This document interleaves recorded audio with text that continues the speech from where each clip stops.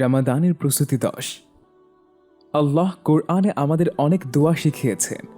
আমরা কি সেসব জানি? অর্থ জানি সেসব দোয়ার? আল্লাহ রসুল সাল্লাল্লাহু আলাইহি ওয়াসাল্লামের করা দোয়াগুলো কি আমরা খেয়াল করে পড়েছি? আবু হুরায়রা রাদিয়াল্লাহু আনহু থেকে বর্ণিত, রাসূলুল্লাহ সাল্লাল্লাহু আলাইহি ওয়াসাল্লাম বলেছেন, অন্য সব নবীদের চাইতে আমাকে 6টি বিশেষ মর্যাদা দান করা হয়েছে। আমাকে সংক্ষিপ্ত অথচ ব্যাপক অর্থবোধক কথা বলার ক্ষমতা দেয়া হয়েছে। আল বুখারী ও মুসলিম।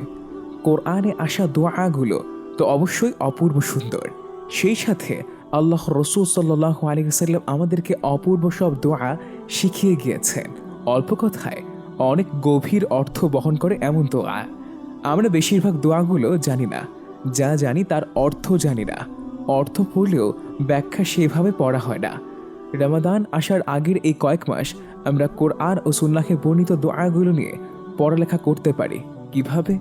যথাসাধ্য মুখস্থ করতে পারি, অর্থ দেখতে পারি, ব্যাখ্যা পড়তে পারি।